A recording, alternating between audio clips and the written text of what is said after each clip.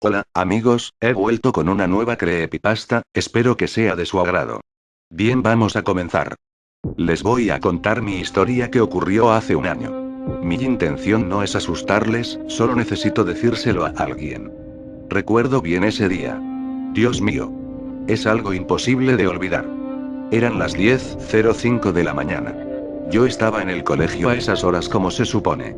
Había tocado la campana de recreo y yo me paseaba por el patio con mis dos amigos, Marcos y Daniel.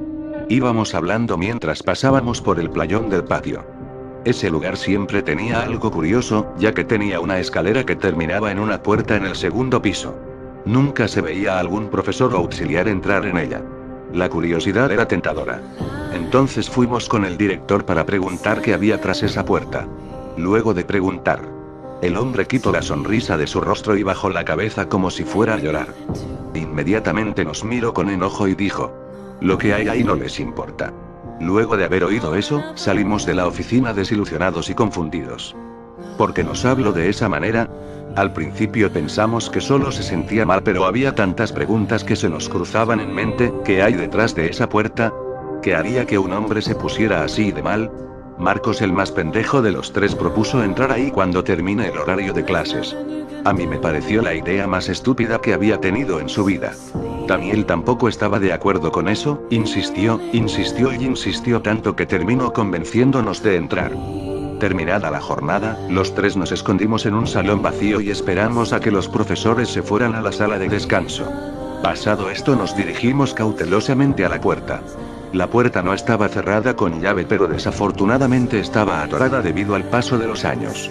Marcos y yo empujamos la puerta lo más fuerte que pudimos hasta que se abrió, dejando salir mucha tierra y humedad.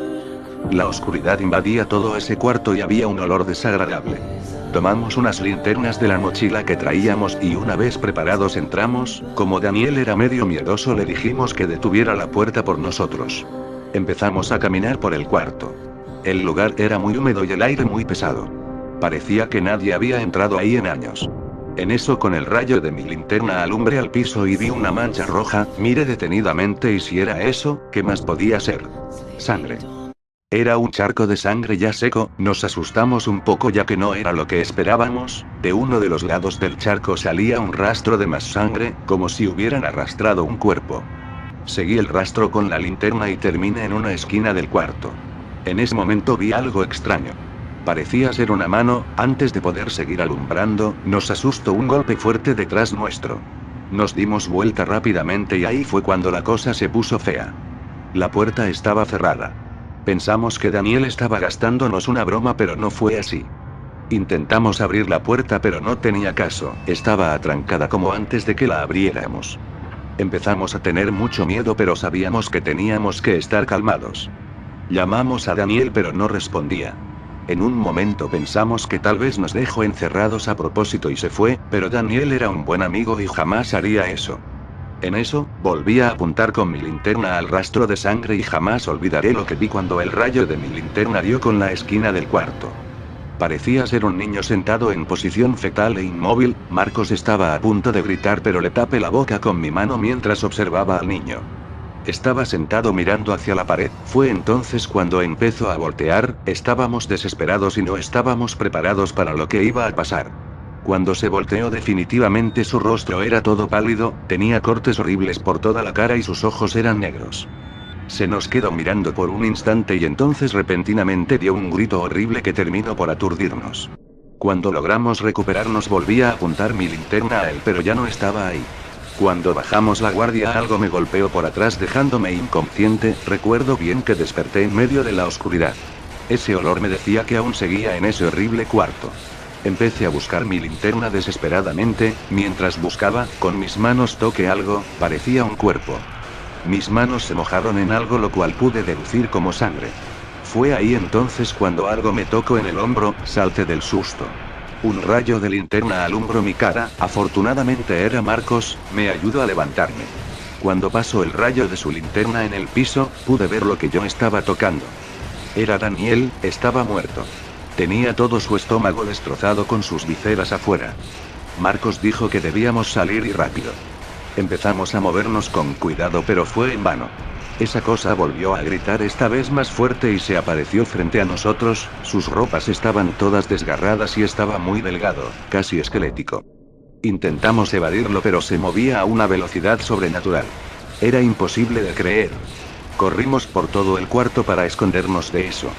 Después de unos minutos parecía que ya no estaba. No sentimos gritos ni nada por el estilo. Rápidamente corrimos a la puerta e intentamos lo más posible para abrirla, pero como dije antes era imposible, estaba completamente atrancada. Fue ahí cuando Marcos vio un hacha en el piso. Dijo que con eso podríamos romper la cerradura de la puerta. Tomé el hacha del suelo y empecé a pegarle a la cerradura. Faltaban solo unos pocos golpes para que se rompiera. Antes de seguir haciendo esto, esa criatura me tomó repentinamente de las piernas haciéndome caer. Esa cosa me arrastraba cada vez más hacia mi muerte, pude ver en sus ojos ennegrecidos ese odio que tenía acumulado. Rápidamente un hachazo se impactó en la espalda de esa cosa. Me soltó y pude ver que Marcos lo tenía retenido. Sacó el hacha de la espalda de la criatura y me la lanzó para que abriera la puerta. Mientras golpeaba la cerradura esa cosa se retorcía de dolor en el suelo. Marcos sin darse cuenta, la criatura se repuso y le tomó de las piernas. Empezó a arrastrarle hacia la oscuridad. Intenté salvarle. Pero él me decía que lo dejara y que me fuera. Me despedí tristemente de mi amigo y golpeé la puerta una vez más. La cerradura se rompió y la puerta se abrió. Desesperadamente salí afuera. Pude ver cómo la criatura venía a por mí, pero antes de que pudiera hacer algo cerré la puerta. Afortunadamente a mi lado había una soga, metí un extremo de la soga en el hueco donde estaba la cerradura y até el otro extremo al barrote de la escalera ya que la puerta se abría para adentro. Después de eso bajé al playón de nuevo y me dejé caer en el piso por el cansancio y el shock. Desperté sentado en una silla. Estaba en la oficina del director, él me estaba mirando fijamente de forma molesta, fue ahí cuando le pregunté qué es lo que había encerrado ahí. Él me sirvió un vaso de agua y empezó a contarme. Me dijo que lo que está ahí adentro era su hijo llamado Ben. Yo me quedé sorprendido. Me dijo que su hijo tenía serios problemas tanto mentales como de salud, era un niño incontrolable, odiaba a todo el que se le acercara. Contó que él mismo mató a su propia madre con un picahielo. El hombre había quedado destrozado sabiendo que su propio hijo mató a su madre. Decidió encerrarlo en lo que antes era el cuarto de calderas, desde entonces lo alimentaba todos los días y nunca dejó que viera la luz del día otra vez. Yo le pregunté por qué no lo llevó a un hospital mental. Me dijo que ya lo había hecho pero siempre encontraba la manera de escaparse o herir a los demás pacientes. Necesitaba un lugar donde pudiera contenerle siempre. Dicho esto me preguntó si había entrado con alguien más. Yo no quería decir nada sobre eso, solo quería olvidarlo. Así que dije que entré solo. Unos días después yo me cambié de escuela, no podía vivir con esa cosa cerca jamás. Al cabo de unas semanas de este suceso me enteré de que el director de mi vieja escuela había desaparecido. Jamás encontraron al director, pero tal vez yo sepa lo que le pasó. Hoy en día sigo pensando que tal vez, solo tal vez, Marcos aún siga con vida dentro de ese cuarto.